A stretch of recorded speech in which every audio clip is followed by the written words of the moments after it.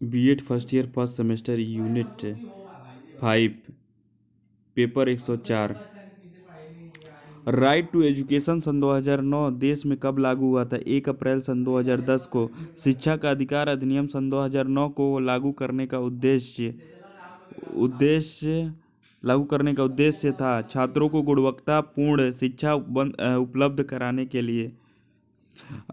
RTE अधिनियम सन 2009 TET उत्तीर्ण करने टेट उत्तीर्ण करना अनिवार्य होगा। टेट उत्तीर्ण करना कब अनिवार्य होगा? कक्षा कक्ष में मोबाइल उपयोग पर प्रतिबंध रहेगा। अच्छा,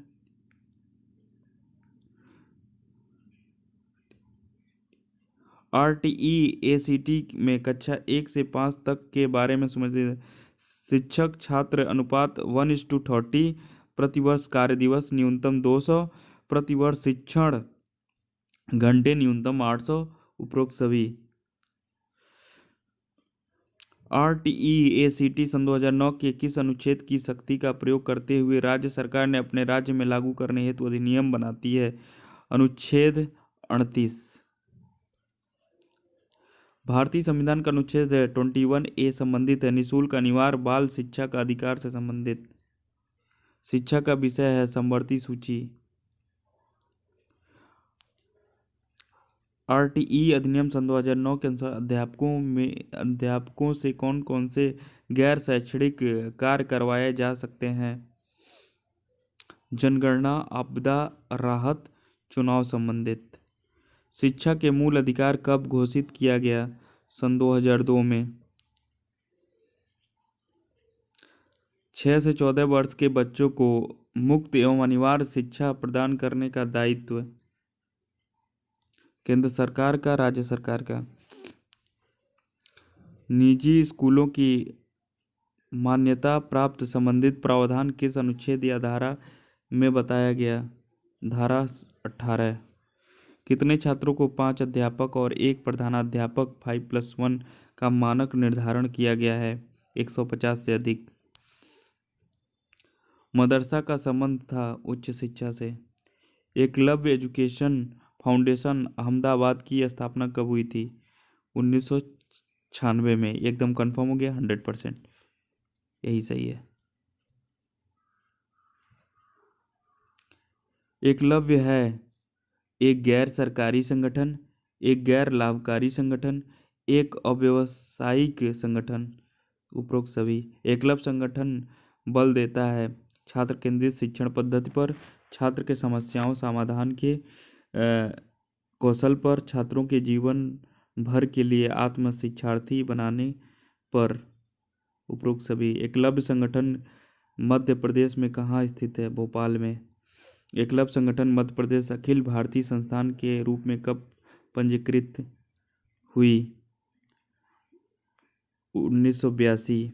एकलव्य संगठन मध्य प्रदेश में प्रयासरत है शिक्षण सामग्री औपचारिक शिक्षण विधि को सम्मिलित करने में, शिक्षण सामग्री तथा गैर औपचारिक शिक्षण विधि से संबंधित करने में, सामाजिक परिवर्तन तथा अधिगमकर्ता का सर्वांगीण विकास करने में, उपरोक्त सभी।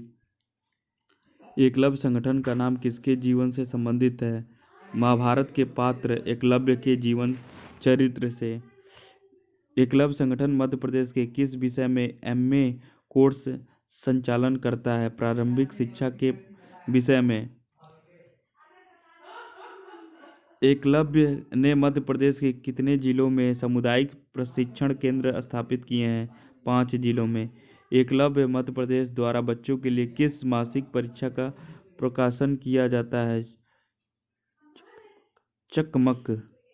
एकलव्य हाई स्कूल के किस विषय पर किस नाम से प्रकाशित करता है? संदर्भ।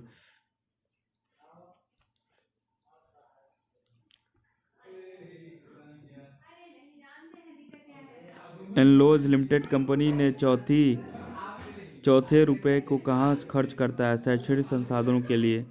अधोगामी निस्पंदन का सिद्धांत किसने दिया था? मैकॉले।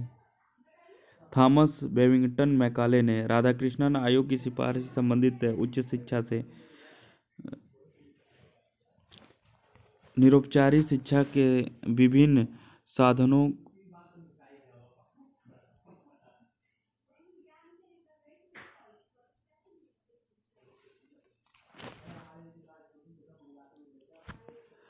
निरौपचारिक शिक्षा के विभिन्न साधनों के लिए किस आयु वर्ग के लिए अधिक दबाव डाला गया था?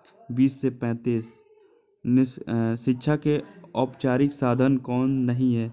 परिवार, समाज, विद्यालय, पुस्तकालय, संग्रहालय होंगे। परिवार शिक्षा का सर्वोत्तम स्थान है और बालक जो प्रथम विद्यालय है, यह कथन किसका है? पेस्टोलॉजी का। बालक का मस्तिष्क कोरी स्लेट की तरह, यह कथन किसका है? रूसो का।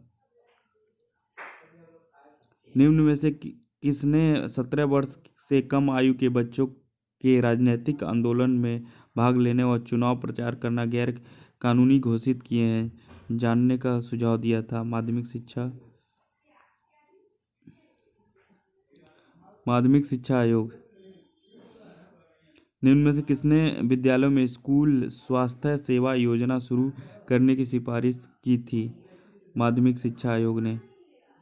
शैक्षिक एवं व्यावसायिक निर्देशन ब्यूरो स्थापित करने का सुझाव निम्न में से दिया था? माध्यमिक शिक्षा आयोग ने।